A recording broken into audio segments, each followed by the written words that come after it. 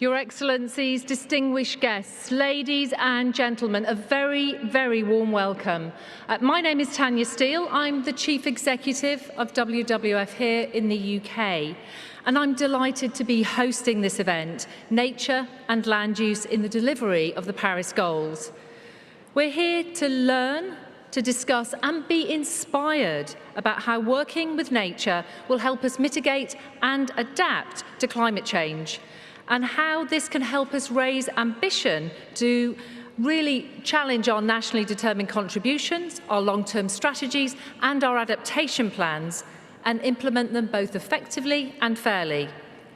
Just yesterday, WWF launched a new report that assessed the integration of nature and nature-based solutions in countries' climate action plans, or, as many of us better know, our nationally determined contributions.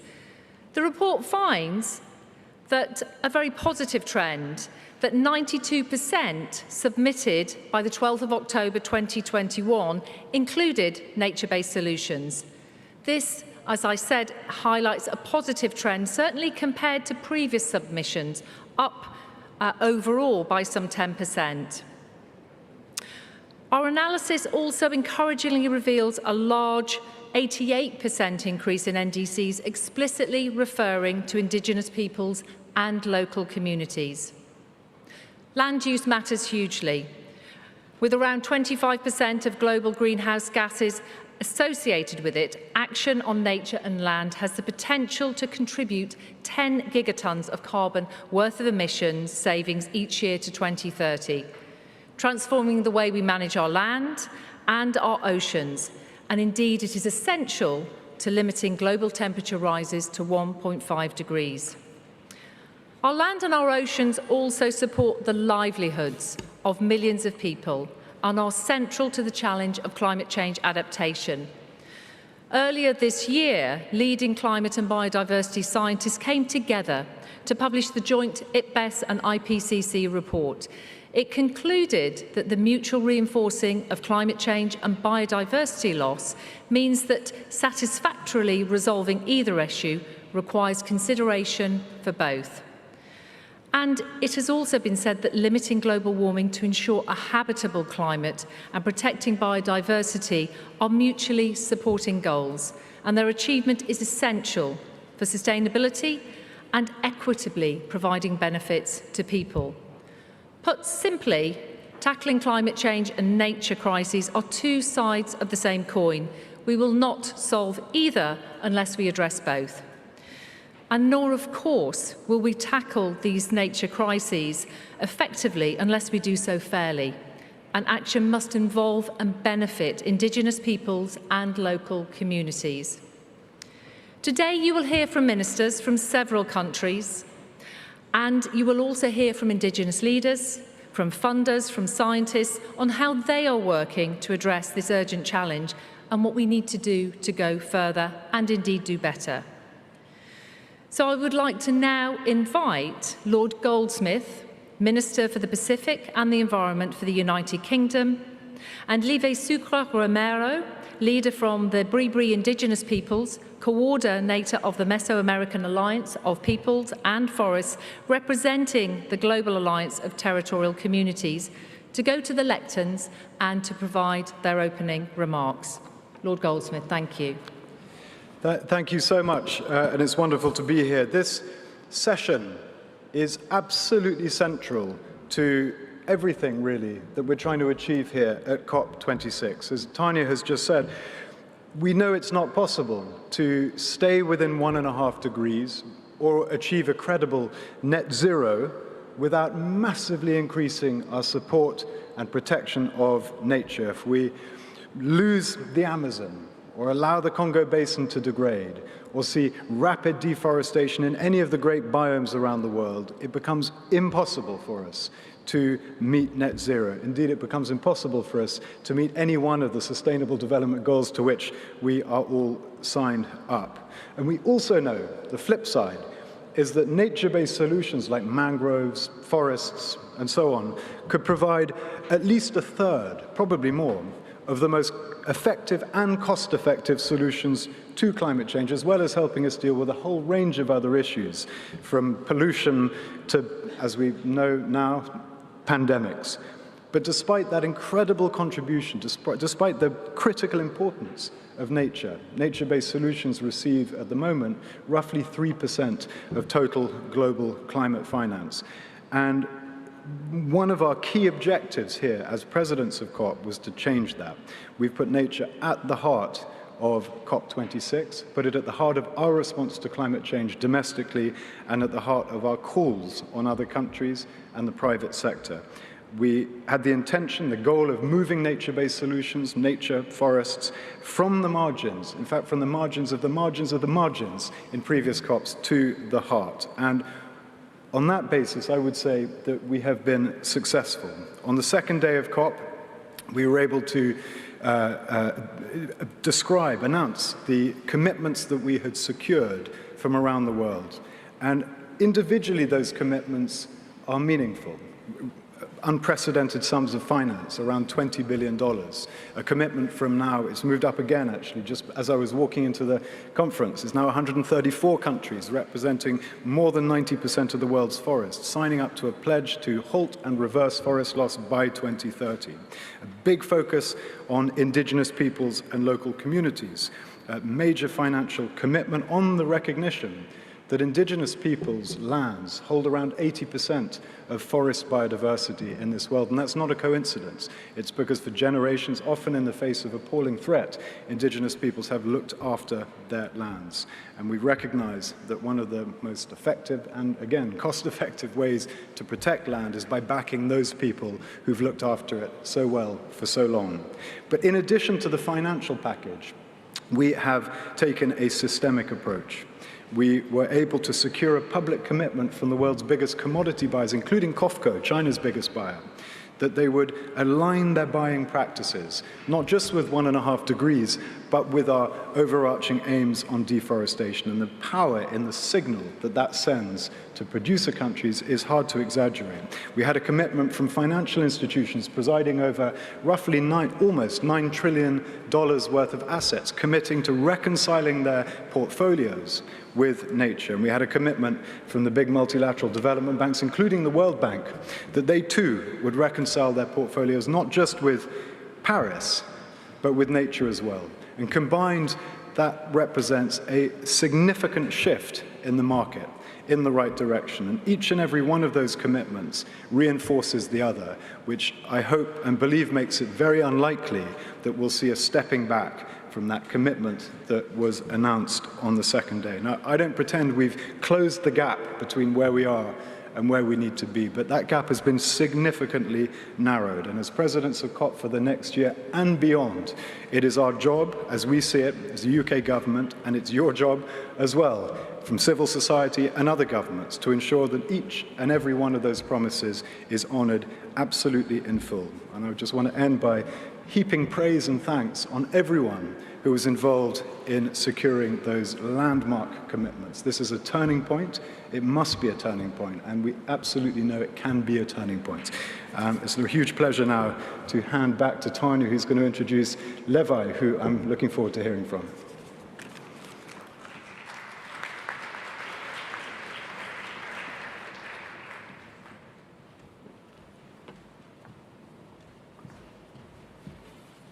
Thank you very much, Lord Goldsmith. And I'm not sure that we yet have Levi with us. I'm just double checking. Please. I will let you take the lecture, Levi. Thank you very much. Levi Sucre.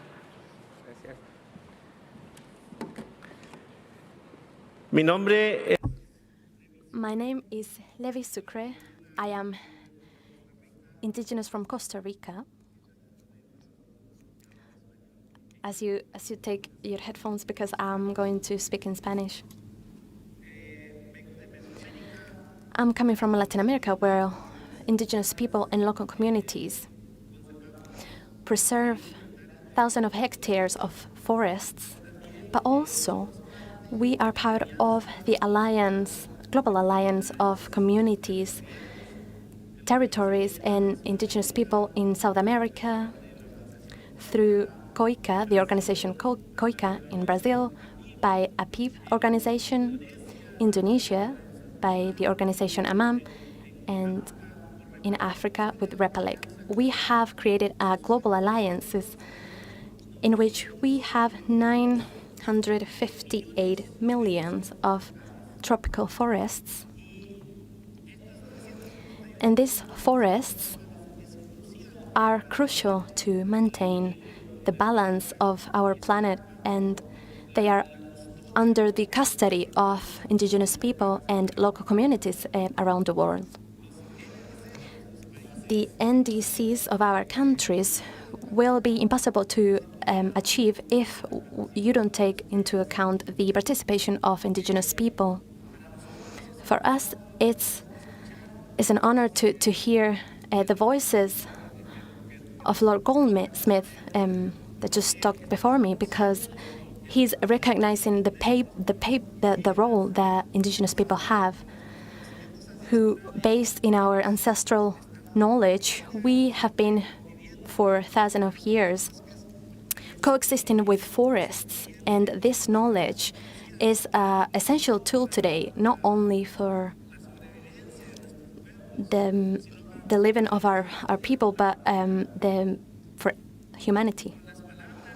With the words of decision makers that have participated in this event, that have recognized the contribution of indigenous people in forest preservation, who have committed to give more investment so that this knowledge that we have been doing for years keep giving the world a balance needed for our planet.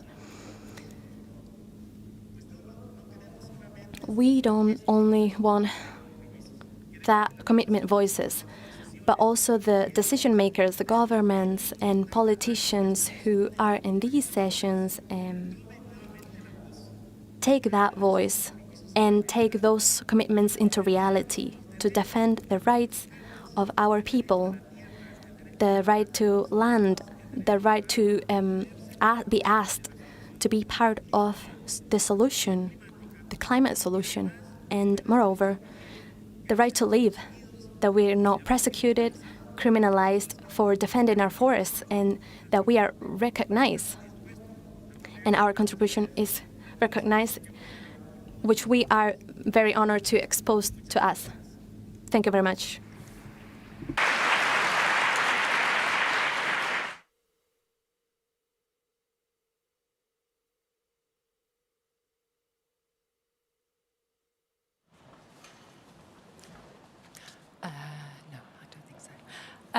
Levi, thank you. Levi, muchas gracias. Sabemos que queremos que vuelva al final de la sesión para unos comentarios finales. Muchas gracias. Ahora lo que vamos a hacer es dedicarnos a nuestros panelistas. We have a range of panelists who are ministers from a range of different countries who've all recognised the importance of putting nature and land use at the heart of their NDCs. Indeed, also at the heart of their long-term strategies and their adaptation plans.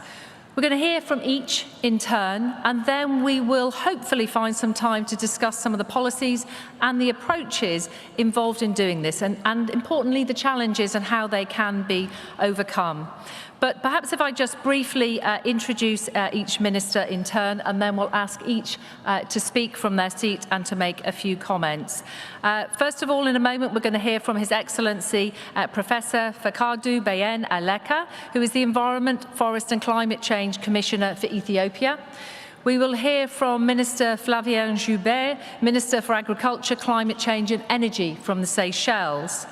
We'll also hear from the Honourable Orlando Habe, Minister of Sustainable Development, Climate Change and Disaster Risk Management of Belize. And we will also hear from the Canadian Ambassador for Climate Change, Patricia Fuller. And certainly last but indeed by no means least, we are really delighted that Secretary Mustafa Kamal has been able to join us today, who heads up the Bangladesh Ministry of Environment, Forest and Climate Change. So we're going to start with His Excellency, Professor Fakadu, and I wonder if you might make some comments for us. Thank you. Thank you very much, Excellencies, distinguished guests, ladies and gentlemen. Good afternoon. I'm really honored to be a part of this high-level event on nature and land use hosted by the UK's presidency. Indeed, I'm delighted to share with you Ethiopia's endeavors to conserve, protect, and restore nature as part of our national commitment to combat climate change. Nature embraces enormous potential to address various socio-environmental challenges, including climate crisis. Cognizant of this fact, Ethiopia has well recognized the importance of nature in addressing climate change and the biodiversity losses, as well as developmental challenges.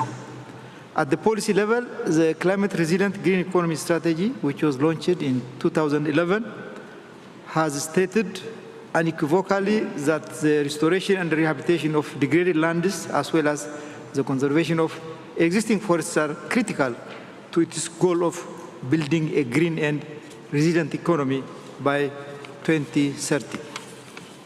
Besides, the subsequently launched policies and strategies, including the National REDD+ Strategy, the National Forest Sector Development Plan, intended national determined contribution, National Adaptation Plan, and National Forest Sector Development Program, as well as the recently launched 10 Years Development Plan and updated NDC, have boldly entertained the importance of protecting and restoring nature and managing land sustainably.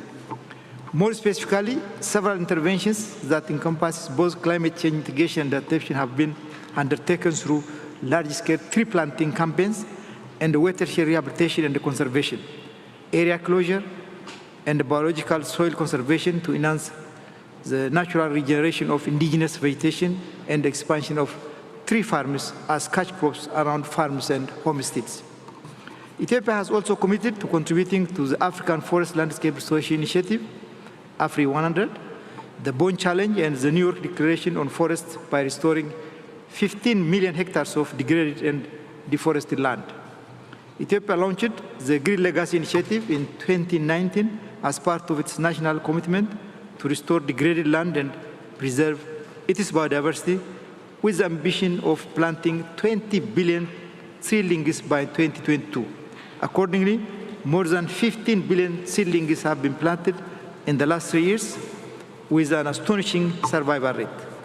The successful implementation of this initiative is expected to expand the sustainable intensification of production systems by reducing land degradation and improving soil fertility, thereby ensuring better food, feed, and wood security, while at the same time sequestering carbon and improving the life of important infrastructure such as irrigation and hydro dams. We have also communicated last July one of the most ambitious updated NDC that pledged to reduce greenhouse gas emissions by 68.9% from the business as usual scenario by 2030. And the bulk of our national commitments are related to nature and nature-based solutions. In the same vein, the updated NDC has also identified 40 adaptation interventions, and agriculture, forestry, and other land use adaptation actions represent a significant portion of our NDC's commitments to improve the livelihood of our communities and enhance their adaptive and resilient capacity to climate change shocks. As I conclude, I would like to reiterate Ethiopia's unwavering commitment to protecting and restoring nature, as well as conserving biodiversity, and we look forward to closely working with all stakeholders to ensure living in harmony with nature. I thank you.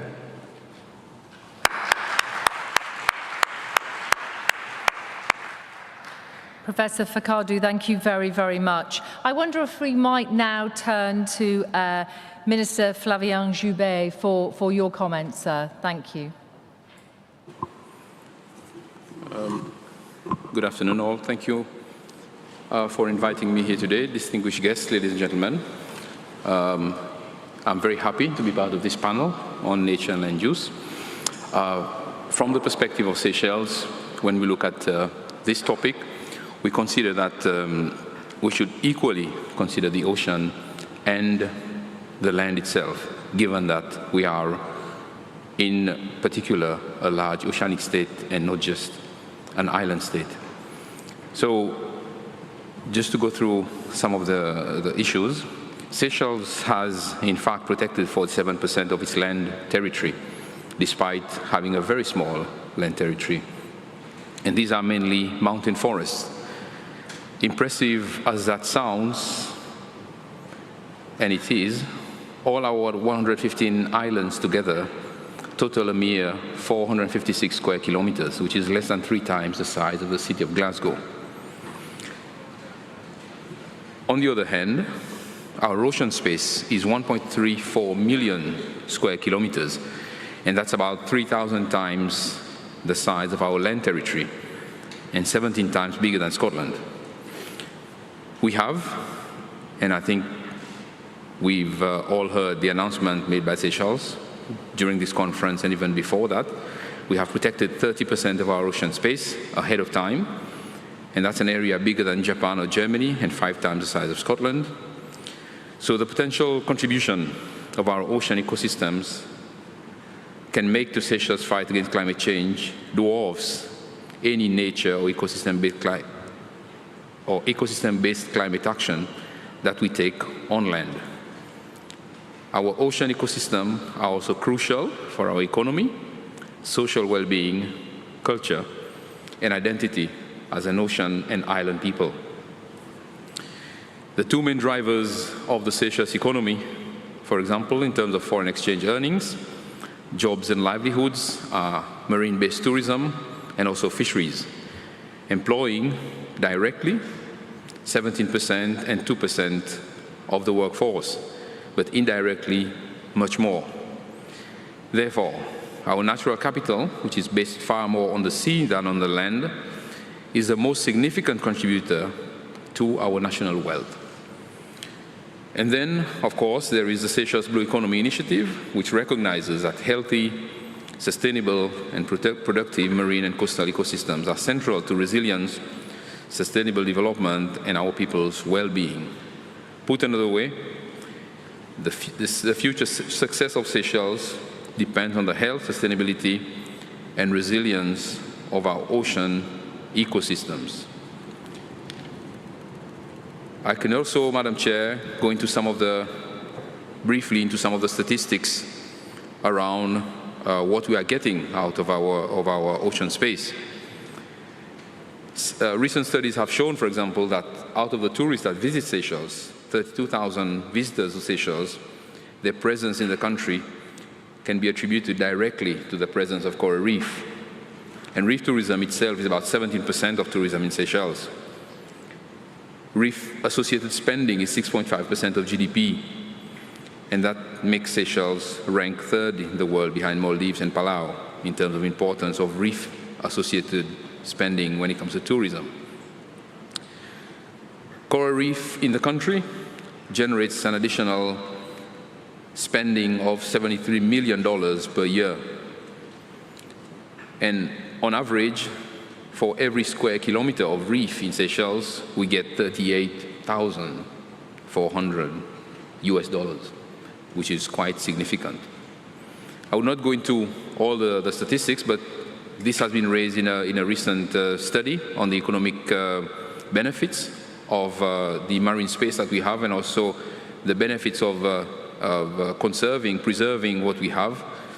And we think that through conservation of these marine assets that we have, and also continuation of implementation of the Marine Special Plan, we can achieve the triple goal of conservation, taking care of our people, and also taking care of our climate.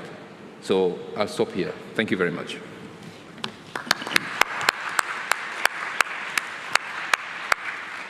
Minister Joubert, thank you very much, and also thank you for reminding us that there is also life beyond land in terms of the importance of our oceans as well. I wonder if we might now turn to the Honourable Orlando Abe, and Minister, for your comments also. Thank you very much. Thank you for having me here to represent Belize. As you know, Belize is a small country in Central America, quite small, 8,876 square miles, with a population of just about 450,000 people, and largely of multi-ethnicity. One of the things that we have had in the past 20, 25 years is migration from Central America, from people coming from some of the countries that were devastated by civil war and otherwise. And they also have, while they have been accepted into the country, we have had to learn and from them also, because they come with different cultures and different ways of doing agriculture and everything else. Belize has, as you may know, a forest cover of about 60%, and about 39 to 40% is in protected areas. So a lot of the work that we have done in the past is showing positive benefits. However, that doesn't mean that we will not make our contributions, as we have done in our NDCs, to effect the changes that we need. Because of global emissions, we are one of the most affected countries, very vulnerable countries in the region to climate change disaster, especially when it comes to hurricanes, and certainly the effects of climate change on our coastal areas with a lot of erosion. Erosion which has caused plenty of migration from coastal communities inland, and has contributed to some social problems with migration, where people have had to move into the cities and more urban areas looking for jobs, looking for medical assistance, and also schooling. So it becomes a problem. But Belize, very importantly, in our contributions to our NDCs, we have committed on the land use side some 2.5 million tons of carbon dioxide equivalent, which for us is significant. So we believe that with our contribution in terms of mitigation, but also in terms of adaptation, can help to mitigate and build resilience for us. One of the things that we have there is that some of the actions is to implement that RED Plus framework, because we have recently completed our RED Plus program, and also to look at the performance-based payments for emission reductions and removals, and also to increase those above and beyond our NDCs in the near future. In reforestation, we are looking at about 1,400 hectares of forest areas to be reforested within protected areas. Of those, a restoration of about 6,000 hectares of degraded and deforested riparian forests by 2030, and 750 hectares restored in key watershed areas by 2025. We plan to reduce degradation in 42,600 hectares of forest within protected areas by reducing fire incidents, because that is another major problem that we have, and also by improving logging practices and controlling other human disturbances, all done by 2030. Also to reduce emission related to fuel wood collection and use. Yesterday, I was in a program where there's a program, I think, through one of the United States agencies, trying to find clean ways of cooking methods, especially for women in rural communities. We are certainly going to be participating in those. To incorporate and monitor agroforestry practices into at least 8,000 hectares of agriculture landscapes by 2030, and planting shade trees in line with our national agroforestry policy, and about 500 acres to be done by 2025.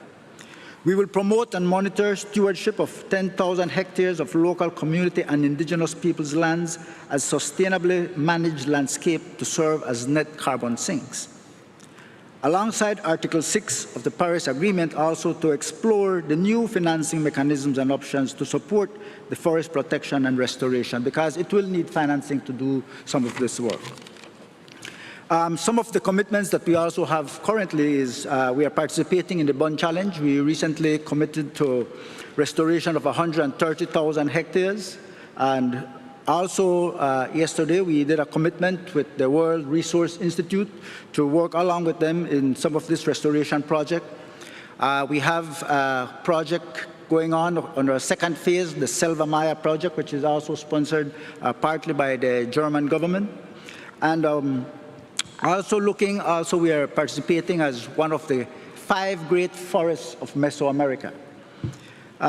Privately, there is also, within Belize, recently, TNC purchased some 260,000 hectares of land to put into conservation, and Rewild recently got some 30,000 acres to form a connectivity between the northern and southern part of our mountains and forests. So all these are important. But I want to address something that I think is very important, maybe not often spoken about, in terms of land use. And we have to connect all the points.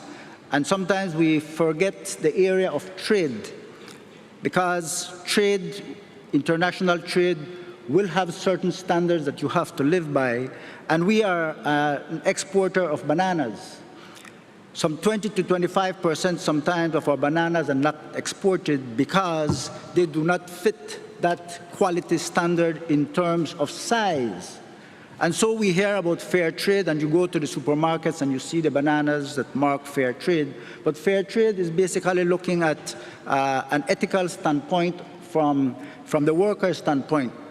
But if our countries are going to be producing bananas for sale to Europe, for example, and you can produce 100,000 tons of bananas, then you might need less land to produce it if they buy all the bananas, because as a matter of fact, you don't buy bananas by the number, but by the pound. And so these are some of the issues. So if we have certain standards and restrictions that put us in a certain position, then we will be degrading more lands and tearing down more forests, and there is no need for that.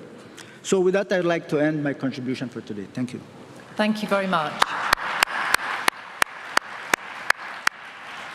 Minister Habe, thank you very much, and indeed also bringing the all-important question of trade from a producer and a consuming country perspective. And we may return to some of these challenges, hopefully in the panel discussion as well.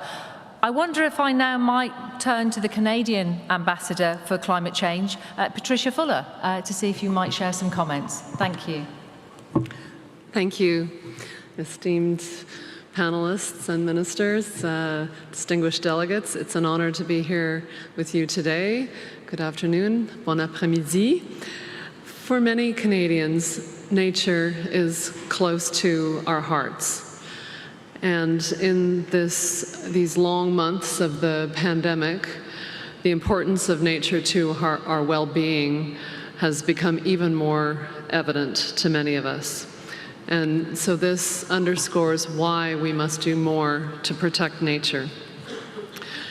And in fact, in Canada and around the world, the rate of habitat and diversity loss and the increase in frequency and magnitude of floods, wildfires, drought, these just underscore that a nature-based approach is an essential part of delivering on our Paris goals. And certainly, nature itself has been subject to significant change and loss, but the power of its resiliency holds solutions to what we value the most. In Canada, we have committed to protecting 25% of our lands and waters by 2025 and 30% by 2030.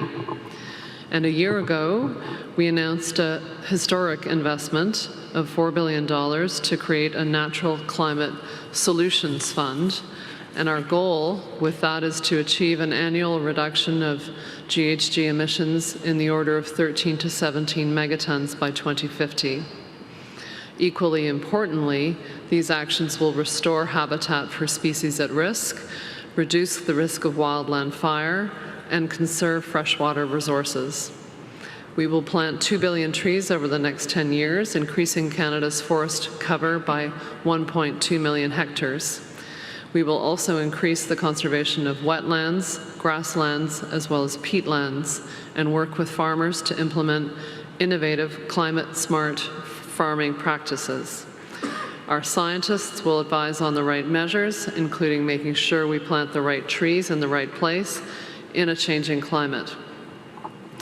They will also play a key role in monitoring and measuring these actions, moving towards net zero. And key to our success in this is the leadership of Indigenous peoples. 75% of Indigenous peoples in Canada live within our forest ecosystems and control 10% of the country's timber resources. So in our $2 billion tree planting program, we're creating a governance structure with Indigenous peoples, backed by $500 million to build capacity and better support the involvement of Indigenous peoples in managing their forest ecosystems. Internationally, Canada is increasing its commitment to protect nature and the implementation of natural climate solutions in developing countries. And today, here at COP, just a few hours ago, Minister Guilbeault announced that Canada will allocate at least 20% of our $5.3 billion climate finance commitment to nature-based climate solutions with biodiversity co-benefits in developing countries over the next 5 years. This represents more than $1 billion, 1 billion Canadian dollars. And earlier this week, our Prime Minister announced that Canada would contribute $15 million for the Ocean Risk and Resilience Action Alliance and the Global Fund for Coral Reefs. This funding will help developing countries build domestic capacity and also advance adaptation and increase biodiversity. We're proud to be part of the High Ambition Coalition for Nature and People, and we intend to lead the way to support the protection of nature. As the world works to combat climate change, many of the answers are in nature. We must dedicate the necessary resources to protect, conserve, and enhance its resilience for generations to come. Thank you. Merci.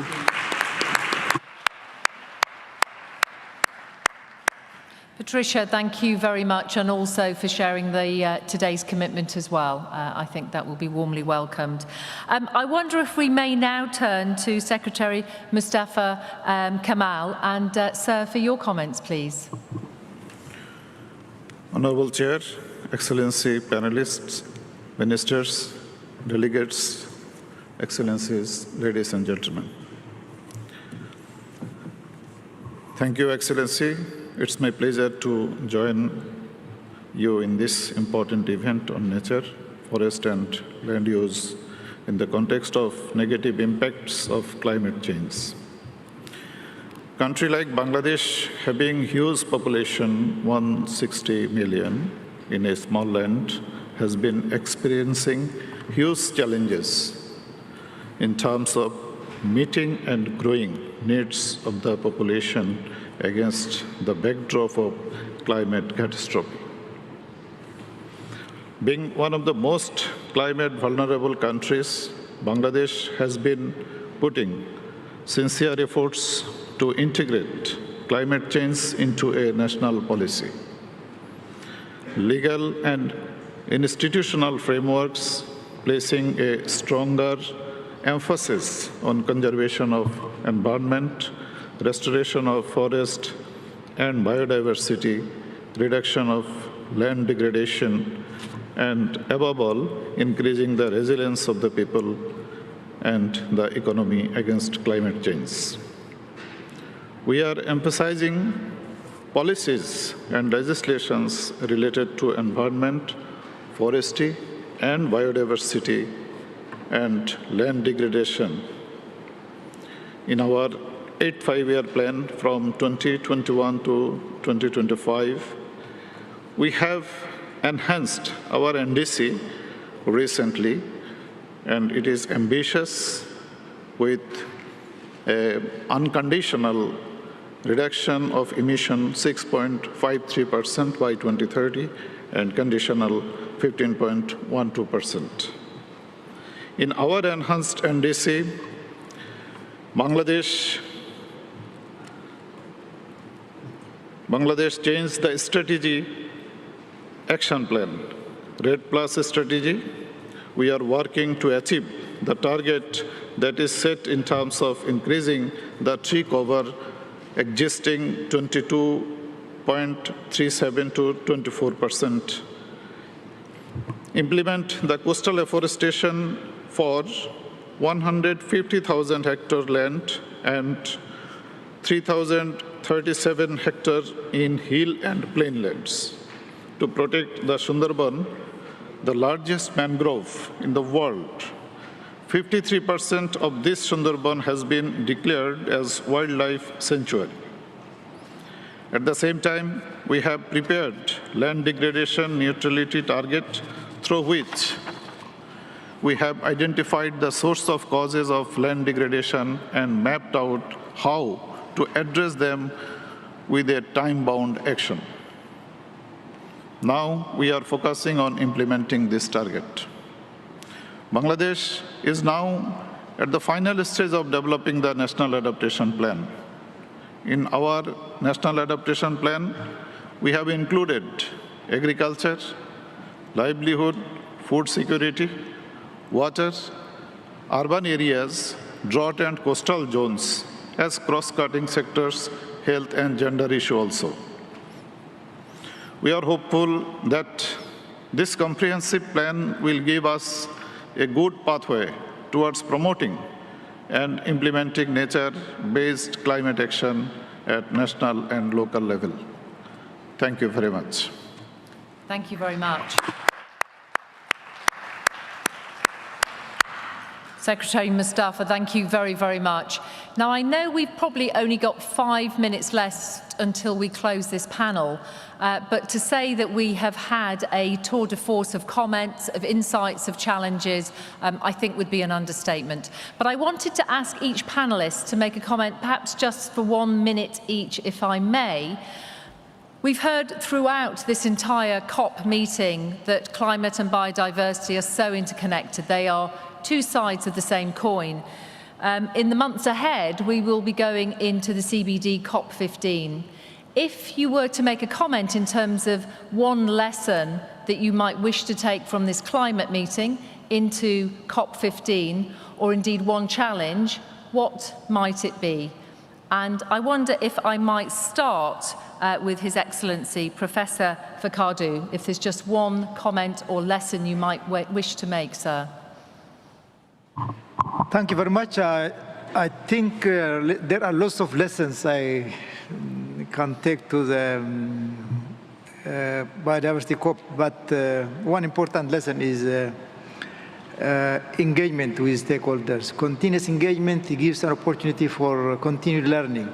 Through this engagement, every time we are learning from each other and sharing experience, and that's a wonderful opportunity. So that is one of the lessons I can take to COP. Thank you.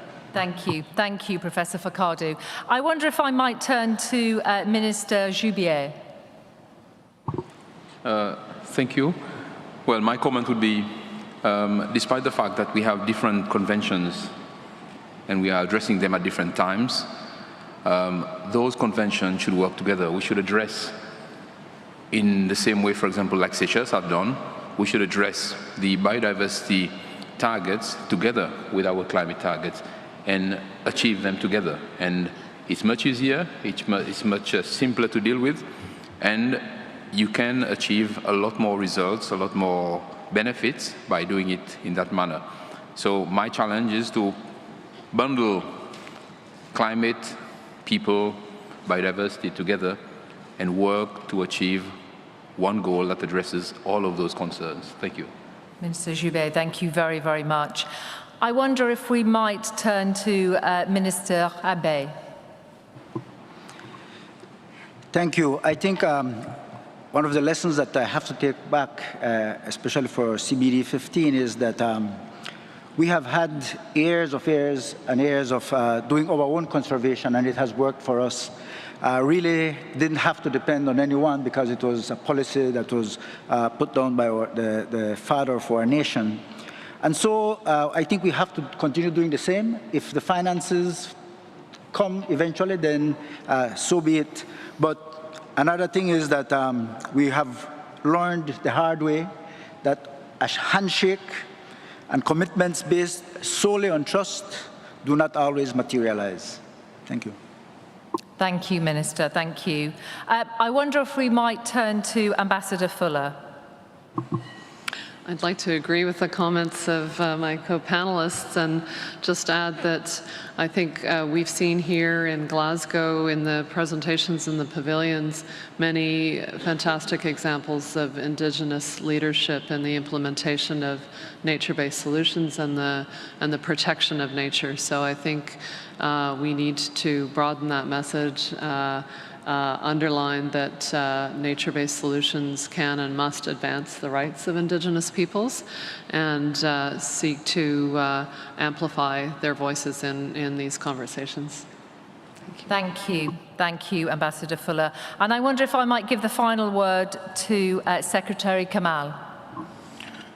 For conservation of biodiversity, actually development works is totally reverse for this issue. Where we go for development, then biodiversity is hampered. What Bangladesh is practicing, we are creating ECA areas and we are constitutionally protecting the right and lives of indigenous people living in the conserved areas, and also biodiversity is also our constitutional. Thank you very much. Secretary Kamal, thank you very much. I wonder if we might give our speakers a huge round of applause. I know they're going to be leaving the stage shortly, but to really thank them for their comments. So if I might now invite the speakers to return to the audience, or indeed to the many bilaterals and meetings that I know they will have building up. A sincere thank you very much again. We appreciate it enormously.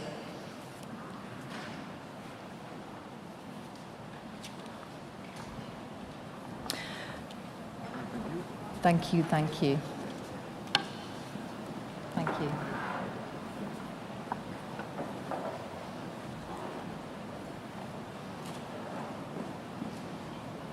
Thank you so much. Thank you. Thank you. Thank you.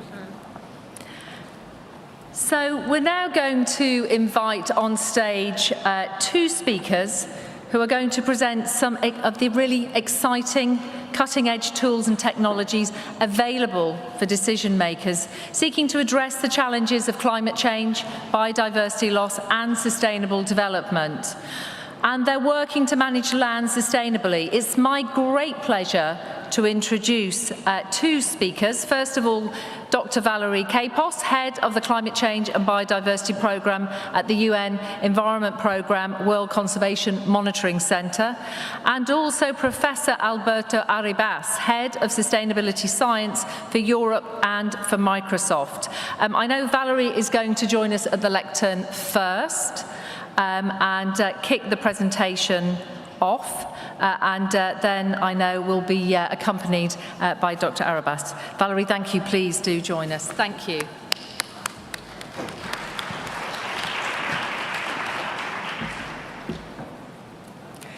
Good afternoon, everyone. It's a pleasure to see so many people here. It was also a great pleasure to hear our panelists talking so articulately about the connections between action for climate change and action to achieve biodiversity conservation objectives. So at this point, it's hardly necessary to point out the growing focus that we have. It's been wonderful at this COP to hear the strength of focus on the connections between addressing climate change and thinking about nature. Climate change and biodiversity loss are twin crises that can and should be tackled together. Nature-based approaches can help. They need to be rolled out carefully and efficiently to have the best impact and to make good use of scarce resources, and that point was made very effectively by Mr. Joubert just now. The purpose of the first slide is simply to remind you that we have not just 2, but 3 conventions which are actually asking us to think hard about nature and make sure that we address its role in these global objectives. And particularly to point out the first target under the current draft framework, under the Climate Change Convention, which is flagging the importance of thinking spatially, thinking in space about how and where our priorities need to be. The benefits resulting from nature-focused action depend on where and how action happens, so we need to think in this way and to plan for multiple objectives at once. So if I can show you the next slide. I want to tell you a little bit about a collaborative project involving many partners, which has brought together international organizations to identify potential areas for action to conserve and/or restore biodiversity and carbon, and to illustrate the scale of the global benefits that are possible, with a view to feeding into discussions on ambition under the Climate and Biodiversity Conventions, and to provide an approach that can be adapted for practical planning at national or subnational scale. This approach uses mathematical optimization, and I promise I'm not going to talk about that, to rank areas for conservation and restoration action in relation to how much they can contribute to achieving jointly, I repeat jointly, I'm going to say that word a lot, biodiversity and climate objectives. For any given area target or set of objectives, this is by far more efficient than focusing on one benefit at a time, but actually being able to think about our objectives together is critically important. So what this work did was use global data sets, which were improved through the efforts of a large group of collaborators. We looked at the benefits of managing land for conservation, taking existing protected areas as a starting point, and ranked land areas considering carbon, biodiversity, and in this case, clean water provision. So bringing multiple benefits together and considering them equally, or potentially weighting them, if that's what you want, to identify the areas with the greatest potential benefit, which you see here in brown, shading to lower degrees of benefit for those 3 different values. And if we can just see the next map, we've also done this to look at areas that are appropriate for restoration. In ecosystem restoration, remember we're in the UN Decade of Ecosystem Restoration. There's a reason for that. It's critical for us to achieve both climate and biodiversity goals. And for restoration as well, we need to be thinking about carbon, we need to be thinking about biodiversity, and we need to be thinking about the other services that ecosystems provide us, which indeed, as some of the speakers mentioned, also help with adaptation. So these analyses give us an idea of the scale of the benefits. If I could have the next slide. The scale of the benefits that can be achieved by considering multiple objectives jointly. In this work, which has been published for a while now, we found that strategically placing where we manage land for conservation could conserve more than 62% of terrestrial vulnerable carbon, 70% of terrestrial plant and vertebrate species, and secure 68% of clean water provision with just 30% of land area. And the reason for picking up on 30% of land area is that that's the current target under the draft Global Biodiversity Framework. And when I say management for conservation, this doesn't have to be protected areas, but is managing for conservation objectives. Now, this tells us quite a lot about the scale of ambition that we can have in working with nature and the value of working together. The trade-offs are really quite minimal. The synergies are huge. We're moving on from this to the next slide to think very much more in terms that are more familiar to this audience of thinking about avoided emissions and enhanced removals. In order to do this, we need to bring in projected land use change. We need to think about how the world is going to change, not just how the world is now. And that's really quite critical, and we need to be making use of the very powerful tools that the modeling community has produced to support, for example, the discussions of the IPCC. And we can bring these together with these prioritization approaches to understand the level of ambition that we can have Our initial results suggest that managing that same 30% of land, if we consider strategically where we put it, could avoid as much as half of projected emissions of carbon dioxide from biomass loss due to land use change by 2050. So that's really a lot. And I'd like to bring home the message that strategic and careful spatial planning is really quite important. So the global maps show us the scale of the benefits and how it varies in different parts of the world. But real-world planning and decision-making have to be participatory. They have to be undertaken in collaboration and consultation with indigenous peoples and local communities, and to make good use of their knowledge and understanding. And these decisions generally happen at national or jurisdictional level. So we need to take these same approaches and tailor them to countries' their own targets, and to inform national scale policies. We're working at the moment with 3 countries, Argentina, Colombia, and Mexico, who are building on the nature map approaches. Their national technical teams are engaging with stakeholders to identify those stakeholders' priorities, and believe me, maps help people to think about their priorities. They're thinking about scenarios with the stakeholders, and they're using the similar sorts of work to inform national strategies, enabling them to integrate climate and nature and other objectives into those national strategies, to operationalize targets. Remember that when we set targets globally, those end up being reflected at national level, and those targets need to be made operational. These approaches are one way to do that. They also help to mobilize resources. If you're addressing multiple objectives, there's actually potentially a large range of resources to draw on. The other thing is that if we look at things spatially and we have things in a mapped environment, we have a basis for tracking progress. How well are we doing in relation to the targets that we've set ourselves? And we potentially are much more accountable for that progress. So, new tools and data are emerging all the time. This is just one set. Many of those are currently being made available in the next slide, and as will be discussed much more by our next speaker,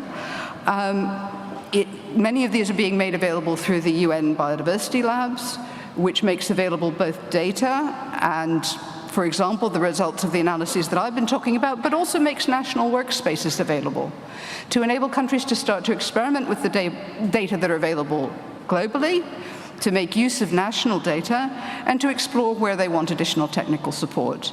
Alberto will talk more about this when I hand over to him, which I will in just a moment. So I just want to conclude by reinforcing what we've heard already, which is that coordinated action on climate and biodiversity is essential. This needs consideration of where and how to act. Spatial planning that considers jointly the multiple objectives that we have as a community is a critical tool and has a role to play in advancing not just climate and biodiversity objectives at many scales, but supporting sustainable development more broadly. Thank you.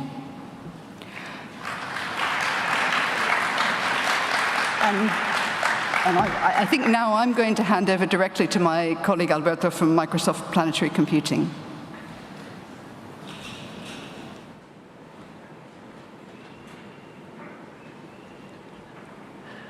Thank you very much, Valerie, and thank you very much for all of you for being here. And I'm going to follow where Valerie has left it, because as she was mentioning, the whole issue of using geospatial data is one of the most critical issues that we have when we want to address the twin crises of biodiversity and climate.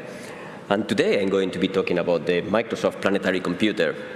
And this is a project that we started a couple of years ago. And it's a project that we started because we wanted to facilitate that people could use data and people could use technology to really monitor the state of the planet and to create solutions for these problems that we are facing. I'm not going to be talking about the IT architecture. The only thing that I'm going to say about that is that it is based in open software and it's open architecture and it's open to everybody, so anybody can go and use the Planetary Computer. What I'm going to do is to show you a couple of examples that I think are very powerful, and one of them is the work that the UN Biodiversity Lab has done, and I'm going to play a video that shows this work that they have completed. If we can have the video, please. From the streets of New York City to the heart of the Amazon, maps help us understand how our changing planet is affecting our lives. Maps help us see where nature is thriving and where it is being destroyed. Spatial data help decision makers put nature at the heart of sustainable development by helping them identify essential ecosystems that help us secure water, feed more than 7 billion people, avoid natural disasters, keep carbon in the ground, and sustain more than 2 billion livelihoods. We, at the United Nations, together with our partners, are excited to launch the next iteration of the UN Biodiversity Lab. We have updated the UN Biodiversity Lab with new data and new functions to help decision makers put nature at the heart of development. To access more than 400 cutting-edge global data sets, including the world's first 10-meter resolution land cover and land use map. To explore popular data collections that unlock the power of data on key thematic issues and that provide insights on how and where action is needed most. To create a secure workspace where you can upload your own data to generate your own insights on the intersection of nature, climate, and sustainable development. To calculate dynamic indicators such as deforestation, showing the state of the planet at the click of a button. To generate your own powerful maps that can guide local and national action for nature, climate, and sustainable development. Powered by Microsoft's Planetary computer and supported by more than 30 data providers, the UN Biodiversity Lab provides novel insight that is essential for putting nature at the heart of sustainable development. Our goal is to enable everyone to harness the power of data, to equip policymakers with powerful tools to make more informed decisions on nature, and to be able to monitor the pulse of our planet. Join us. Start exploring today at unbiodiversitylab.org.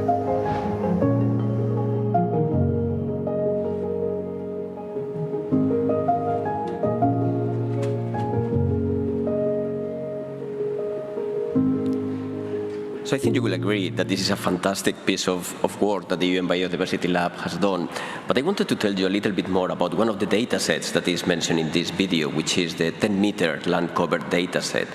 And I wanted to explain a little bit some of the things that happen under the bonnet when you create one of these data sets. So this is a data set that was created by the Impact Observatory, which essentially was just training an algorithm. These days, we just not write algorithms, we train algorithms. And that means that you need to be able to provide examples in the same way that you need to provide examples when you are helping another human being to do something. And these examples were coming from the National Geographic Society Lab. And essentially, it was humans like you and me that were labeling the pixels in images and just indicating that it was a river or it was a forest. And the algorithm could learn from this. And then, once the algorithm has learned, you want to scale it up. And this is where we were using Microsoft Cloud to be able to extend this, in this case, to cover more than 400,000 images from the European Space Agency. And by doing all of this, we can then create images like the one that you are seeing here on the left, which is for a part of the Amazon. And you can see the typical fingers of deforestation. And this is an image that they had just grabbed from Esri, who was another partner in this project. But it's much more than an image. This is also a data set that allows us to do operations and do computations on this data. And this is the power of the geospatial data. And if we can go to the next slide, please. This is now kind of the entry point where this previous project was stopping in terms of being able to monitor. There is another project that has been completed by a couple of organizations in Brazil, Amazon and Fundo Valley and Microsoft, that takes the inputs that now you can access through the Planetary computer, like these maps of deforestation, to go a step beyond, to be able to do predictions of where the risk of deforestation are for the future. And if we can play the next video, please. Essentially, in the work that is happening in this project, which is called Previsia, what we are using is the information about where deforestation is already happening, where new roads are being created, where kind of fires are happening, and use that to create these predictions of the risk of deforestation. And then this information can be given to decision makers to take actions to protect the deforestation. The important thing of this is not only that people can take action, but also that it is publicly available, and anybody can go to this kind of previsia.org that appeared there. And I want to show you a little bit, if you go there, what it is that you can find. So we can play the next video, please. This is a video that shows you what you are able to see. And again, it showcases the power of geospatial data. You can see the areas, in this case over 10,000 kilometers, that are at risk of deforestation. But it's not only the geospatial areas, it's also the municipalities, it's the different states in Brazil. And it allows you to rank them so you know which ones are suffering the biggest kind of problems. And it also identifies regions or places that has indigenous lands that are at risk of deforestation. On top of this, you can add other layers of information, like logging indigenous lands. You can add information about current deforestation, and you can zoom in and zoom out to be able to see exactly what is happening. On top of this, once you have done all of the manipulation of the data that you need, you can produce reports. And this has proven very, very useful for decision makers to be able to allocate their resources. The Amazon is a very big space. So by being able to pinpoint where you need to deploy your resources and capabilities, you can have a very, very positive impact.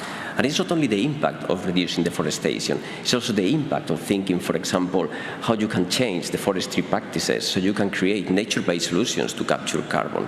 And this is one of the most powerful things here. If we can go to the next slide, please. I wanted to finish with this quote from Carlos Sousa, who is one of the lead kind of scientists in this project, in which he highlights that one of the successes of this project has been not just the development of technology solutions for this particular issue of deforestation, but the fact that it has allowed us to democratize the access to the data and the tools to a large number of people. And this is helping us to essentially build trust.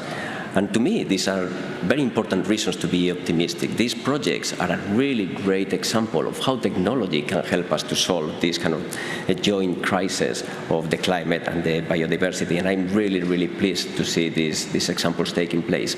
Thank you very much.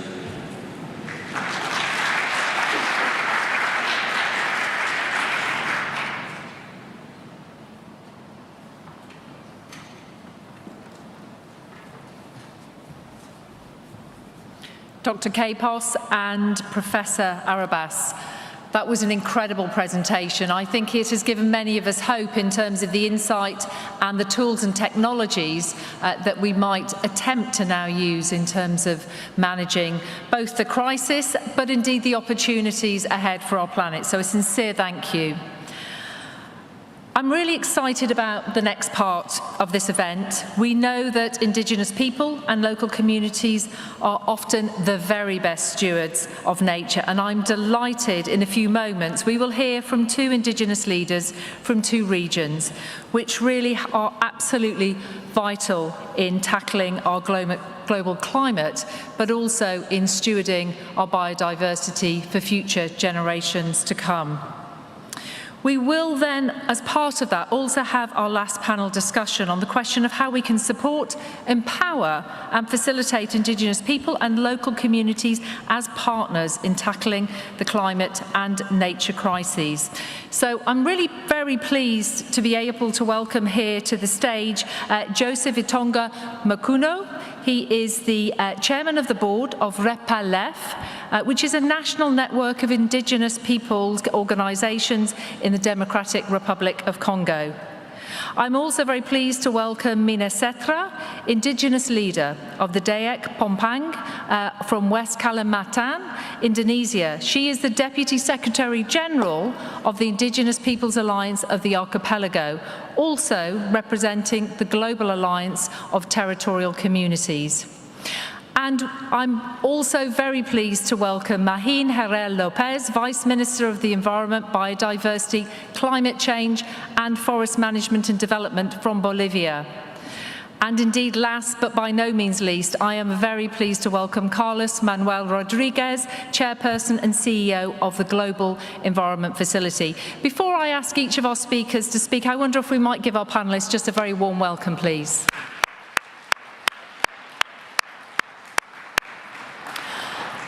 We will turn to Joseph now. Joseph will address us in French, so if you wish for translation, please do put your headsets on now.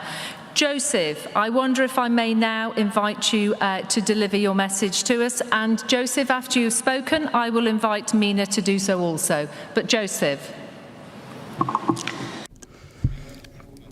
Thank you, President.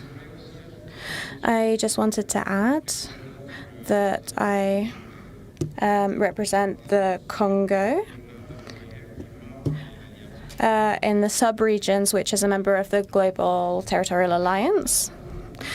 I would just like to begin by talking about nature and its ecosystems. In Central Africa, they are not new. We have had cultural relationships with them for millennia.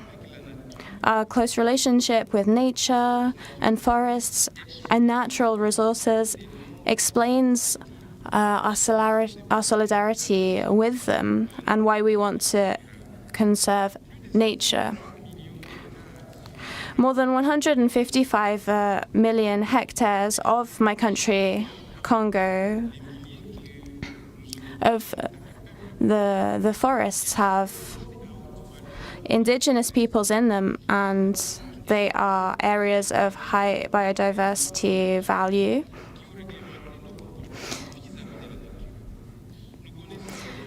We know the advantages and the dangers of certain practices on nature, which have a heritage for us. We're all aware of climate change. We're fighting against it. We need a coalition, an alliance with indigenous peoples.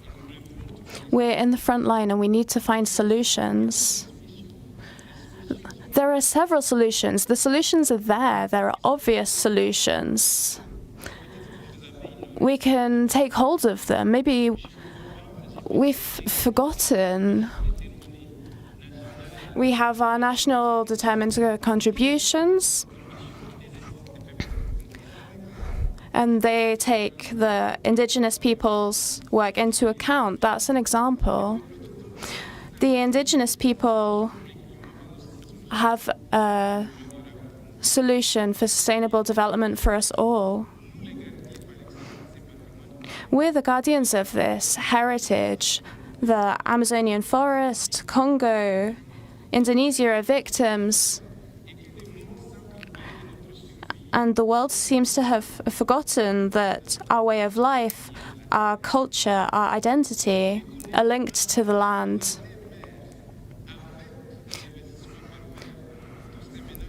We've ruined Mother Nature through our perverse investments. We've exploited our forests, our wildlife, our farms, our minerals, our oil. And this has had consequences on our forests and on our biodiversity. We lack the foundations for sustainable development, but we still have time to turn this around. We can recognize our traditional governance systems and our ancestors. In my country, the Democratic Republic of Congo,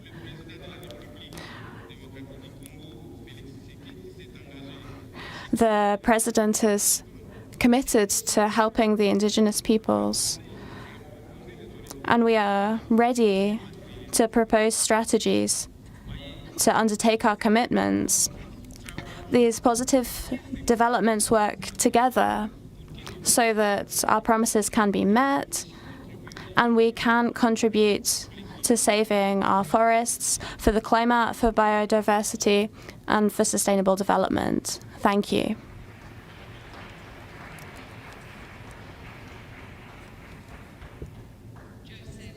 Thank you for your comments. I heard you say very clearly we still have time to turn this around, and let's hope this is something we can turn to in our panel discussion. I wonder if we now might move to Mina. Mina, would you be happy to address the room? Thank you. Thank you very much. Ladies and gentlemen, 370 million indigenous peoples constitute 5% of the world's population, protecting 80% of the planet's biodiversity. While more than one-fifth of the carbon stored in the world tropical forest lies in indigenous territories, and it is proven that indigenous managed forests are significantly less likely than the average tropical forest to be deforested. This has been proven by the research.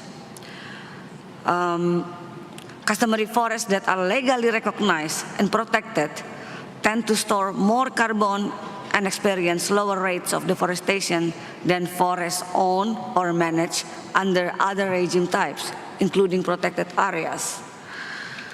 In Indonesia, the Indigenous Peoples Alliance of the Archipelago, or AMAN, and our partners has mapped 12.4 million hectares of indigenous territories, where 6.7 million of it is forest areas. We started Indigenous Territories Rehabilitation Program, which led by youth and women. Youth started this movement called Indigenous Youth Homecoming Movement, basically calling the indigenous youth to return to their communities to help defend and also manage their land.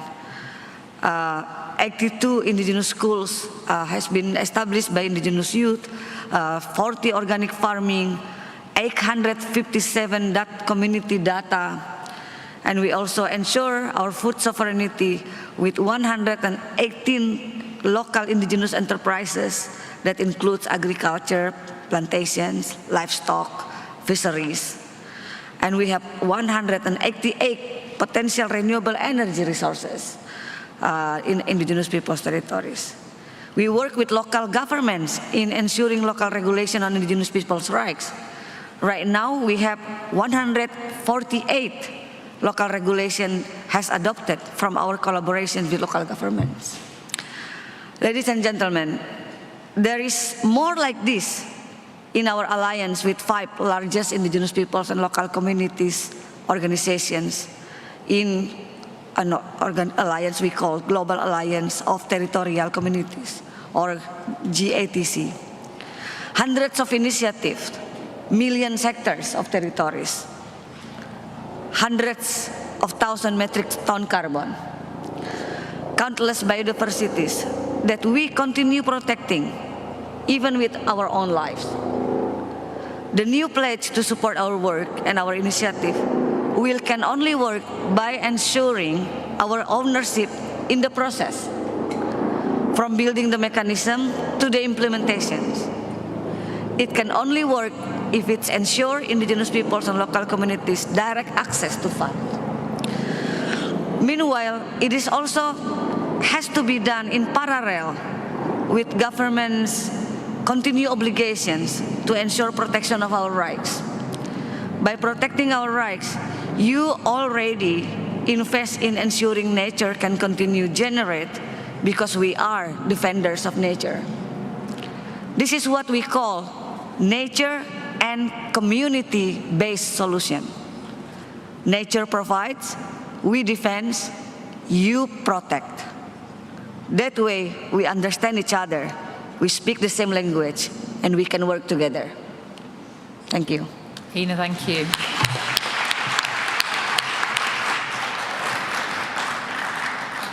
Thank you for your comments, Hina, and indeed the challenge and the invitation for nature and community-based solutions, indeed. What I would like to turn us to now is I'm going to ask a couple of questions of Vice Minister Herrera and also Carlos Manuel Rodriguez to react to some of what we've heard from Joseph and also from Hina. Vice Minister Herrera is a Spanish speaker, so if you wish to use the translation service, please do put your headphones on now. Vice Minister Herrera, may I ask you a question? What approaches have you adopted in Bolivia to embed indigenous peoples and local communities' participation in your climate mitigation and adaptation plans? And may I also ask, what are the challenges involved in doing this and how are you overcoming them? Vice Minister.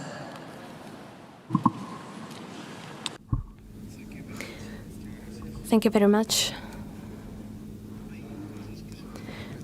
There's a lot of things to learn when the indigenous peoples develop in accordance to Mother Nature. In Bolivia, after having participated in different global events, after collected recommendations and conclusions like Kyoto, Paris, among others, we have learned that the best way to preserve the environment is to be governed by indigenous people. In that sense, in Bolivia, there has been a very committed movement.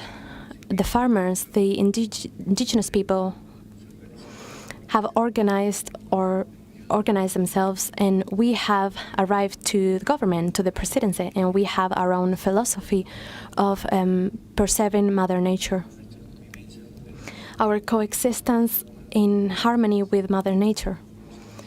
We conceptualize the earth as a right subject, and in that sense, we are in permanent connection with it. Bolivia now has 36 nationalities that govern their own country and drive their own country, and in that way, we are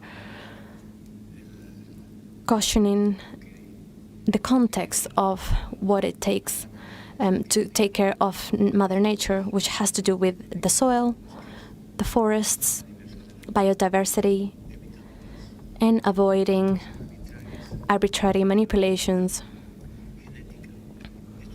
of genetics. These elements are very important. So we want to emphasize that the organized peoples can govern. This in Bolivia, this is very important. Women organized, men organized, other sectors organized. This consolidates towards governance. Maybe some people within Bolivia don't agree. Maybe in the world they don't like this, but we're here for a reason. In Glasgow, in Scotland, climate change is what's bringing us here. Let's understand why we're here. Because temperatures are increasing. We talk about 1.5 degrees of temperature could be acceptable, but we don't talk about that 2 degrees could also be acceptable. So where's the seriousness of those speeches, those events? That's what we're worried about as indigenous people. All this happens because industrialization is advancing, and indigenous peoples are sustaining what others pollute. We speak strongly with carbon emissions, with GTC, scientific data, but how do we reward?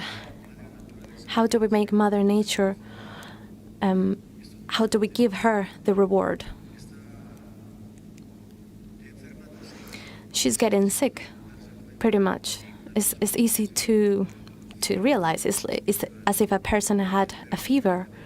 The temperature keeps rising, and it's very possible that Mother Nature cannot bear this. It's like people. She could suffer a heart attack or a different type of attacks, and in any moment it can be collapse. It's in our hands to save Mother Nature. In that sense, in Bolivia, we work in harmony, having conversations with people and with cosmos. It's not only symbology. The astrology is very important to be able to read the movements of biodiversity. Is a learning that comes from our ancestors. There's recycling of knowledge for future generations is very important, and in that context, in Bolivia, we think that Mother Nature has to be a right concept. Recently, one of the highest lakes in the world, Titicaca, has been declared as right subject because the lake has lives within itself, offers lives and cultures, sustains cultures, languages, nutrients for humanity, and we cannot just not take care of that. Humans, we abuse Mother Nature because she cannot talk. Is a living being, but we can keep polluting her. These are the fundamentals by which we as indigenous people abide, and we will keep managing sustainably. I've participated in some events to which I am very thankful, but the worrying without objectivity can be criticized the next day. The objective of deforestation is, of course, needs to have a guarantee on the finance goals. It cannot only depend on developing countries or indigenous people. With which resources then can those goals come into reality?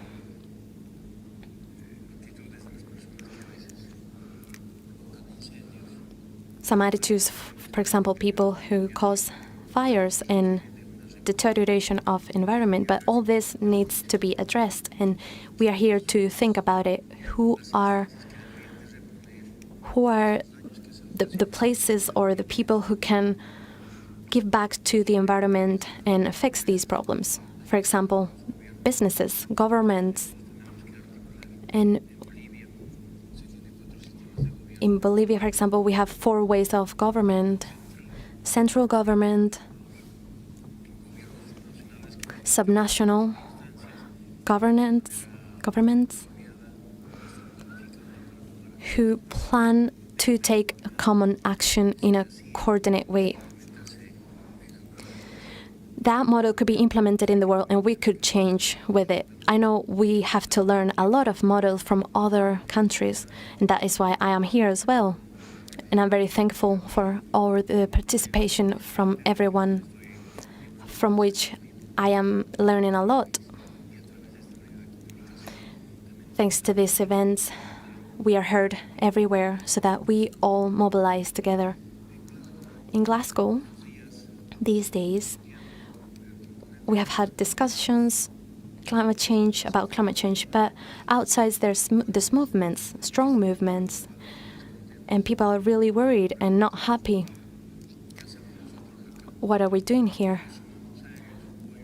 Do we go with them, or do they come to us? Where are we? Are we making the dialogue? These are questions that we have to think about to comprehend each other and comprehend countries, peoples everywhere. Being able to understand each other, maybe it's a hard task, but it doesn't have to be impossible. We have to act with responsibility. And we want to say that this is not just a position of people having conversations. The nationally contributions of other countries, they don't only have to take into account the countries individually, but there has to be a participation of businesses, of countries, polluting countries, jointly with indigenous people who are taking care at the cost of their education, health, and poverty. They are taking care of the environment, but how can they be rewarded? So there has to be markers, balance markers, so that NDCs can be applied and practiced, implemented in the world, but in a balanced way. We can apply the same rule for polluting countries and for non-polluting countries. These are important elements that we should consider when countries develop legislation or legal instrument to take care of Mother Nature and preserve it. That would be a key indicator that the environment is being preserved and protected. We have talked about some declarations, the UN, the World Global Organization gives a lot of jobs to indigenous people, but in reality, we are not taking important action. And it is important to highlight that indigenous people not only have to be a symbol, but also we have to wake up to govern ourselves in our own territories, and that is why we are now hearing and sharing our experiences, so that in the world we can contribute, because people are expecting from us a solution. We have talked about the deterioration, which is heard about the forest, the water, but with which resources are we able to fix and mitigate, restore that damage? Otherwise, if we don't assume these commitments with responsibility, in the next global meeting, this will be an object of criticism. Indigenous people, when we talk, we commit, and we can't lie to Mother Nature. We're here today, and we have to commit. Each of us are obligated to restore, be either deforestation, instrument about water, rainfall, because we don't manufacture water. It doesn't exist. There's no oxygen factories. The best way is to produce by contributing with our own hands. That is why it's important, the work of the youth. For example, in Bolivia, where the youth are having a movement to preserve their own environment because they don't want to live in a polluted environment, imagining that there will be more chimneys, more smoke, more contamination. Nobody wants that. Humanity has experienced, for instance, with COVID, that happens because humans, we are manipulative of genetics, because some of us have interests in resources, economic resources, not the well-being of others, and sometimes it's out of our control. And that is why we're living things like that today. We want to share with the rest of the world that it is important to claim and apply, implement instruments of environmental justice. These elements are very important. It's not a matter of meeting each other. It's not about speeches or events. It's about contributions, attitudes. If people, if countries were going to adopt an environmental attitude, of course, the contribution will be much more evident and thriving. But if countries are not contributing, if businesses are not contributing, or different actors, private and public sector, the contribution will not be enough. So we want to give a thought. If we want to contribute to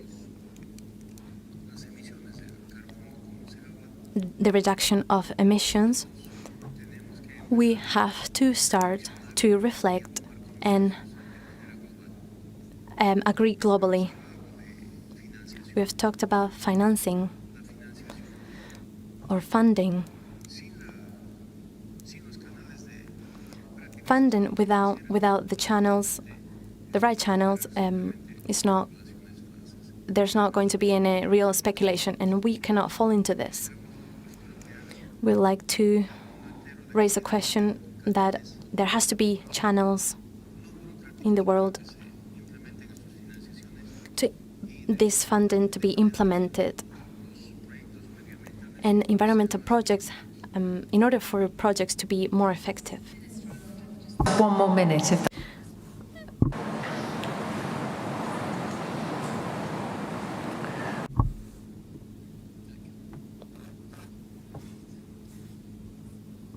I think it's broken. So just 1 minute if that's possible at all. Thank you very much, Vice Minister. Thank you very much.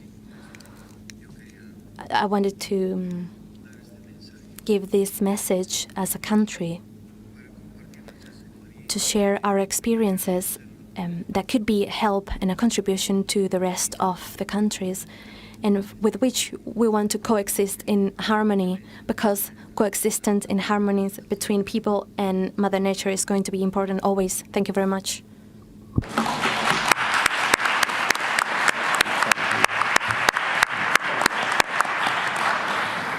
Vice Minister, thank you. You shared some very important comments in terms of this is a moment when we need to act with responsibility, and indeed we do need to put some of those markers in place to do that moving forward.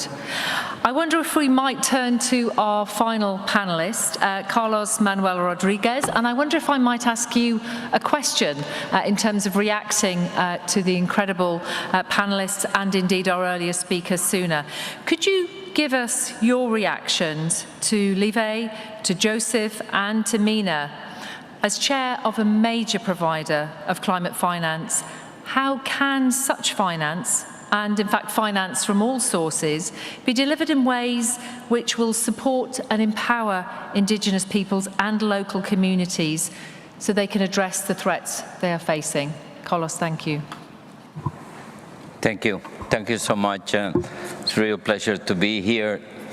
A week ago, I left my country, Costa Rica.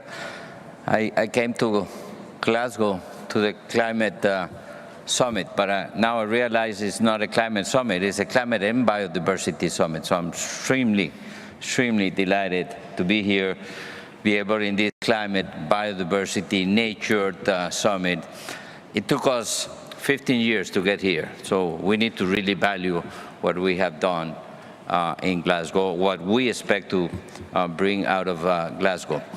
Here, we got a very important group of stakeholders, indigenous communities and local people, and they are not here asking for help.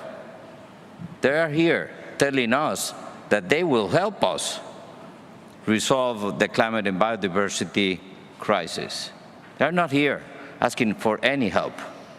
They're here telling us that they are committed to help us if we really understand what are the needs and the specific conditions that they need to have in order to be able to work together in a partnership.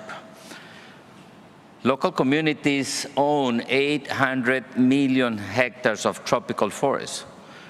Without the recognition of the right of the land, without the recognition of the rights of the environmental services, we will never achieve the 1.5% climate target. We will never be nature positive. We need to be carbon neutral, nature positive, through a right-based approach. And that is the message that I'm taking today here. Not just today in this panel, but throughout the whole week. The GEF, the Global Environment Facility, is the financial mechanism for the Rio Conventions, for the biodiversity, the climate, the land degradation, but also other conventions, the chemicals and waste. We finance international waters. We work on the food systems. We work on land use and the food systems, on wildlife trade. We work across the board. But it is not until very recently that we came to realize that we will never achieve the global targets if we keep on investing and working on silos, on one convention, without recognizing the benefits of other conventions and without bringing all stakeholders. For 20 years, we worked designing projects, mobilizing resources to the countries working on biodiversity projects, climate change projects, land degradation projects. It was not until recently that we began to really understand that every single climate biodiversity project has climate mitigation adaptation benefits, land degradation benefits. So we need to fully integrate. That is why the GEF in our next cycle, GEF 8, will give countries full flexibility to use their star allocation resources. So you don't need to respond to each one of the convention. But at the same time, we are moving towards a new paradigm in terms of funding and working with nations, because we all know that the GEF support financial resources to the countries. But at the end of the day, what we're really financing are the priorities of the countries, which is not necessarily the priority of the governments, not necessarily the priority of the countries. And that is an important element that we need to understand. We will continue supporting, financing, with financing technology support to governments, but we will move more towards a broader approach where we can engage stronger with non-state actors. Today, any non-state actor, any CSO in any country that wants to access resources from the GEF has gone through a political process. At the end of the day, they need the political support of ministers. And we need to create direct access to many of the non-state actors, and this is what we envision for the future of the GEF. More integration, more participation of non-state stakeholders, otherwise we will fall short on any long and medium objective in terms of nature conservation and climate change mitigation adaptation. So what I take today is what I've been seeing and hearing throughout this week, where the indigenous people and local communities are here telling us, we are your partners. You need to work with us. Otherwise, you will never achieve your very ambitious goals and targets regarding nature and climate change. Thank you so much. Thank you. Thank you very much, Carlos. We have two final questions, and I wanted to return to Joseph and also to Hina as well. Joseph, if I may start with you, and if I could ask if you make some remarks. You said that the President of DRC is committed to securing land rights of indigenous peoples. How can you, as indigenous peoples organisations in the country, work with your government and its international partners in that process? Joseph, we welcome your comments. Merci beaucoup. Thank you. In my speech, I mentioned that we have strategic directions to propose. I need to say that we do this to help governments to reach their aims. The first thing to say is that the links, indigenous people have links with the forest, and that their convictions must be given priority by governments, and priority in politics and strategies. For example, political reforms must be directed towards strategies and priorities. And for example, when we divide forests and spaces in the land, governments say that these spaces can be for indigenous peoples. And that needs investment so we can have big spaces where big conservation spaces for indigenous peoples. We don't want to have priority on investment and production. As much attention as we put on these things, we need to give attention to indigenous peoples. And then secondly,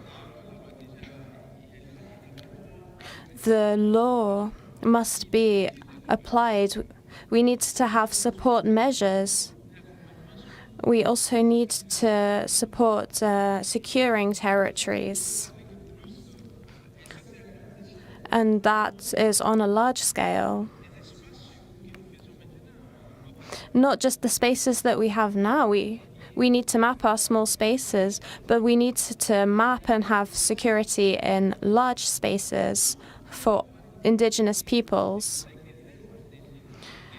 I think we could have a mosaic of protected areas. 80% of the forests belongs to the indigenous people, so now is the time to have spaces for indigenous peoples. We have lots of ideas to direct government strategies. We're ready to provide the guidelines so that we can work well together. We want to reinforce this large-scale work to have a mosaic of spaces for indigenous people. And I just want to finish by talking about policy. The NDCs are commitments, but the reports about them, we need to report how these documents work with indigenous people, and this is very important in the Paris Agreement. The documents need to report the contributions of indigenous people so we can help each other better mutually. I think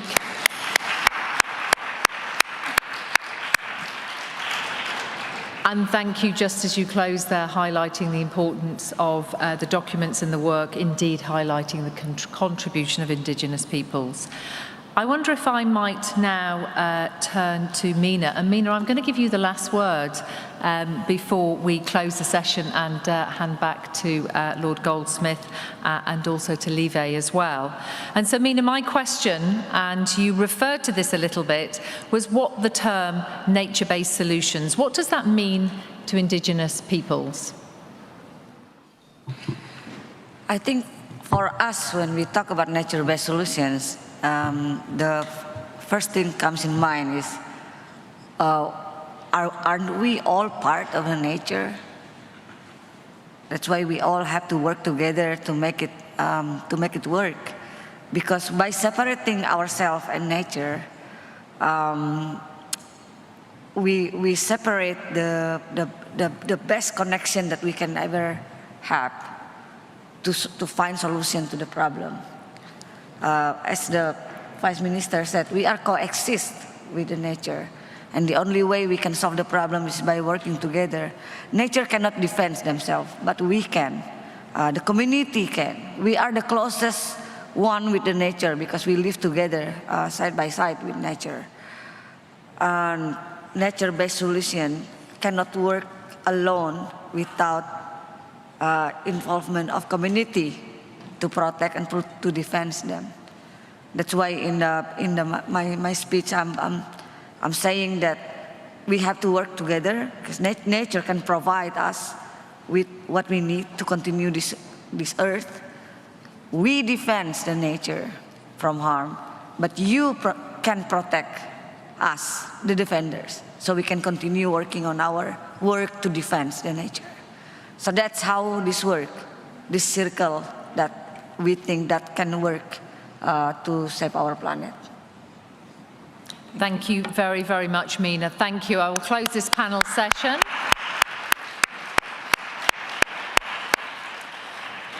I'd like to invite, actually our panelists can stay or you can go, it's up to yourselves. I was going to invite back on stage Lord Goldsmith and also Levi Sucre to make some closing remarks overall.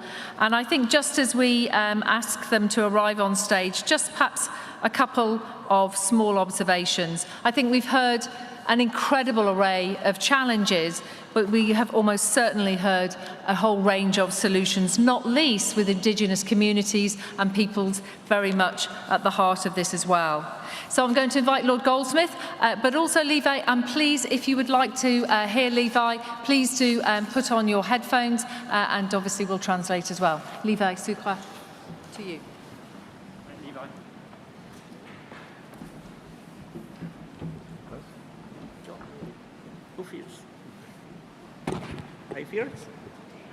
Okay.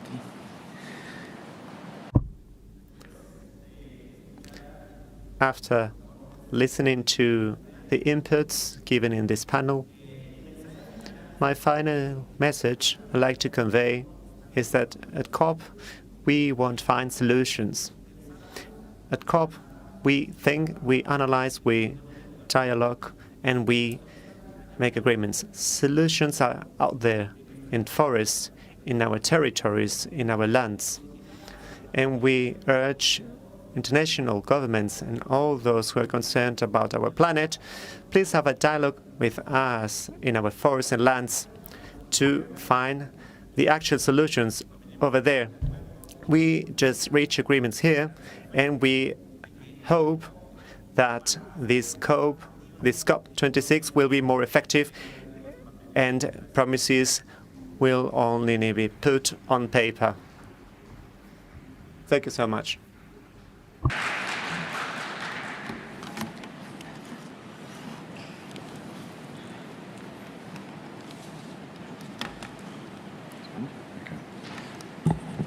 Thank you so much, and thank you, Levi, for your words, both now and before. I think it's worth, if I can make just one reflection on the points that both he and other panelists made, is that we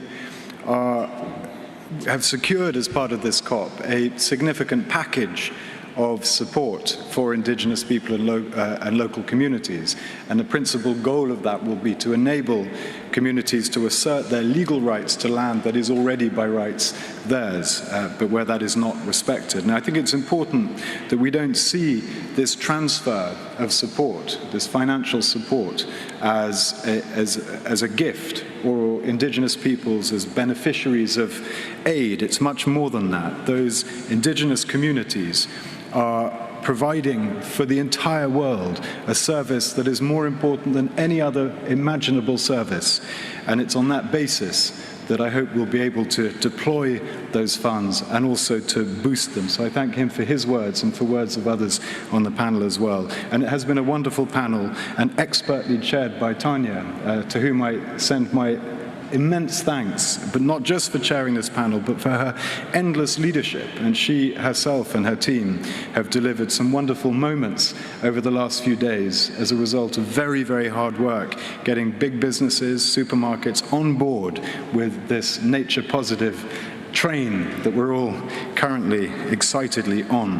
And the commitments coming together at COP26 will make a massive difference in and of themselves individually, but also even more so collectively. And because they're public and transparent and open, on one hand, I hope that will inspire others to step up. And in fact, the momentum this week has meant that all the announcements we made on Tuesday are much bigger today. Other countries have joined, businesses have joined, commodity buyers have joined. So that in and of itself is valuable. But in addition to that, that Transparency is going to enable us all to hold each and every maker of promises to account. And that is going to be absolutely essential for us as the presidents of COP, for civil society representatives like Tanya, and so many others in this hall as well today.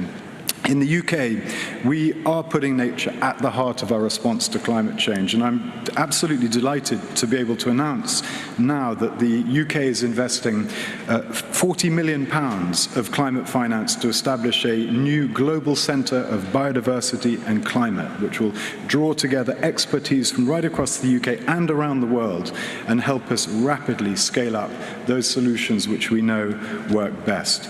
And I'll just finish with one point, hopefully a point of a slightly more upbeat point to my previous speech, and that is that we know if give nature half a chance, and nature recovers incredibly quickly. We've seen that with marine protected areas. We've seen that with regenerative agriculture. We know that if we support nature and give nature room, nature comes back, despite all we've done over the years.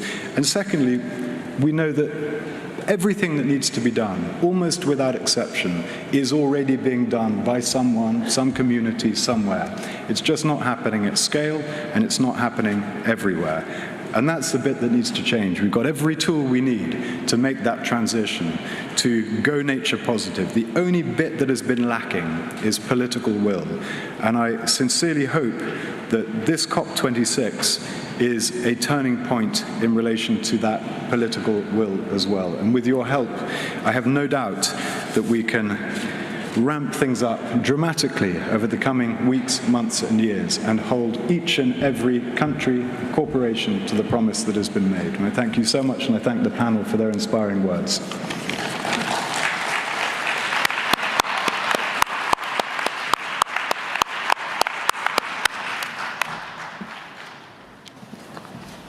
Thank you very much. I will let our panellists escape. It's a Saturday night. It's a rest day tomorrow. Hopefully there's some free time coming ahead.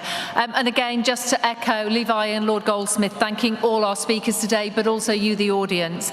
We're now going to end, as you pack up and head out the door, with a very short video by Katie Tunstall. She was inspired by her visit to forest indigenous communities. And once the video is finished, I would certainly invite you away out to the foyer to start your Saturday evenings and certainly enabling this room to be prepared for the next event. A sincere thank you all again for your contributions, and I wish you a good night. Thank you. Hi everyone, this is Katie Tunstall. I'm delighted to be talking to you, ministers, negotiators, representatives of the world's economies. I've witnessed firsthand when I went to Peru with Reverb and the Environmental Investigation Agency, how forest communities are the absolute best defenders of one of our greatest assets for the health of our planet, which is natural forests. Forest communities are protecting the world's forests for all of our benefit and always at their own risk. 227 land and environmental activists were murdered last year alone. Over a third of them Indigenous men and women defending their forests and rivers and communities. Leaders and societies can and must do more. They must secure land rights, resource rights, and bring murderers to justice, preventing the invasion of territories and making sure that we respect and protect and support these Indigenous communities that are doing an incredible job for the rest of us. I'd love to sing a song about how easy it is to forget what's going on in other places while we often sit in comfort, wondering how we can help, but not really having to face the dangers on our doorstep. And I would like to dedicate this song to my very good friend and wonderful soul, Diana Rios, whose father was murdered by illegal loggers in Peru. And she didn't hesitate to take over his position as community leader, even though she was a young mother. She was an incredibly inspiring person to meet. And so this is for our family the other side of the world.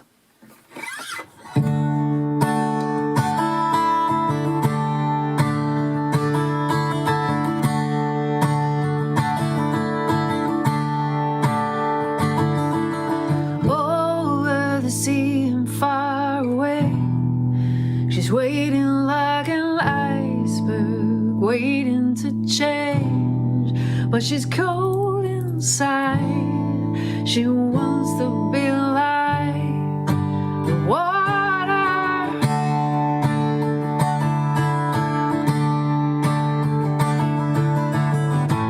All the muscles tighten in her face, buried her soul in one embrace. They're one and the same, just like water. And the fight fades away. Most of every day is full of tired excuses. It's too hard to say. I wish it were simple, but we give up easily. You're close enough to see that you're the other side of the world to me. Have a very productive and positive time, and I hope that we can send support over to people on the other side of the planet who, by just continuing the symbiotic way they live with nature, will help all of us for a healthy future. Thank you so much.